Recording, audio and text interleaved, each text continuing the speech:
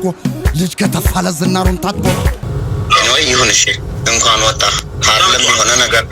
የሚለው ነገር ካለ ብሎ እንዲወጣ ደወለ እስኪ ቆይ ሄሎ ድርሳን ሄሎ እሺ በቃ እንግዲህ ሰምተናል ብዙዎቻችንን እስኪ ምትለንን ስብሰባውን ልንዘጋ ስለሆነ ምትለን ነገር ካለ እስኪ አስተላልፍላችሁ መልእክት እሺ ሰላማችሁ ሁላችሁ ደህና ነን እግዚአብሔር ይመስገን ሁላችንም ሰላም ነን ያው ዙሩ የተወሰነ ሰምቻለሁ እሺ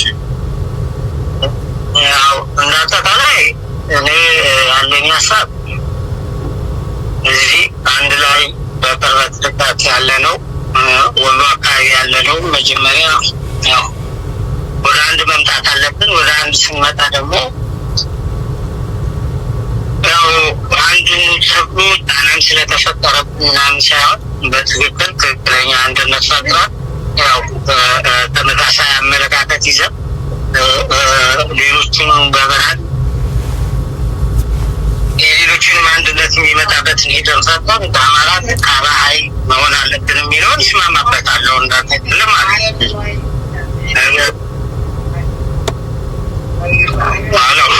ነው ይሰማል ቀጥል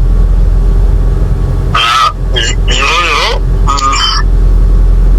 እዚህ ያለው ሰፊ ኃይል አለ ይህን ሰፊ ኃይል ማቀናጀትና ወደ ተሻለ ነገር ማምጣት ይቻላል ከዚህም አልፎ አጠቃላይ ወሎ አካባቢ ስፔሻሊ ደግሞ ወደ ምዕራቡም ምንም ሰፊ ኃይል አለ ያንን ደግሞ ያው በብዛት እንግዲህ ከፍተኛ ወጣት ኃይል ያለበት ወታደር ሊሆን የሚችልበት አካባቢ ጭምር ስለሆነ ስፔሻሊ ኮሎኔልን የምርም የኛ አንድ መሆን ያን ኃይል በስፋት በማደራጀትም በመጠቀምም አይደለም ከኛ አልፎ አማራ ውስጥ ያሉትን ሌሎችንም ያጠነክር ወደፊት ሊያስኬድ የሚችል ኃይል እስካለን ድረስ የግድ አንድ መስራት ሌሎቹ እኔ ዝቅተኝነት ስሜት የለኝ ማለት ባለው ነገር አሁን ለምሳሌ ሚዲያ ከሌ እንደዚህ ስላላለ ምናምን እንደዚህ ምናምን ብዙም የምጨነቅበት ጉዳይ የለም ለምሳሌ ያው በቅርብ የሰማሁት አለ 7 ትውልድ ምናምን የሚረግሙት ማለት ነው ይሄ እንግዲህ 7 ትውልድ ይረግም እንግዲህ ልደቱ አባቱ አምባሰል ነው እናቱ ላስታና ስለዚህ ምንም ባድዋት ተደረገኝ ማለት ነው ስለዚህ ግልጽ የሆነ ሪል በቃ ተነሳንበትን ዓላማ መስመር የሚያስል በሆነ አካባቢ የሚወጡ ሰዎች አደገኛ ናቸው ስለዚህ እነዛ ፖለቲካሊ በቃ ተሳትፋቸውን እናጥፋና የኛ አካባቢ ብቻ ይሁን አይሆንም ለእነዚህ ለኦሮሞቹ ያልሆነ እዚህ ደግሞ በቁጥ እንደዚህ ወርደን ምናምን የሚባል ነገር መስራት የለበትም በእርግጥ በእኛ ክፍተት የመጣ ነገር ነው በእኛ ክፍተት አንድ ከመሆን አንጻር ከዛ ውጭ ግን ይሄ ስፔሻሊ ጸረ ብልጽግና እንቅስቃሴ የጀመረው እኛና በሆነም ሰዓት ላይ ኮላፕስ አድርጎ ነበረ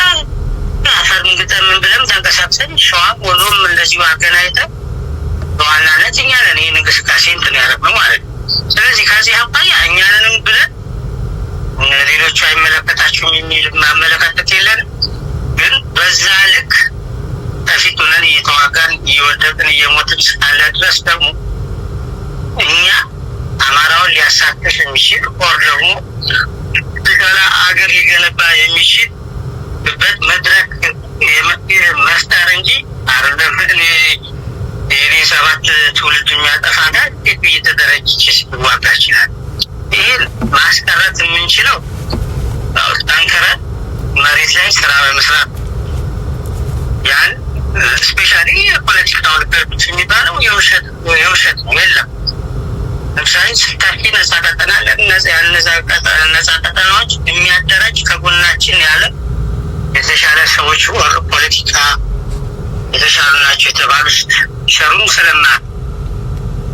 እናይ ማለት ነው ወንድማችን እንዳለው አብዛኛው የሚታገለው የአርሶ አደሩና የአርሶ አደሩ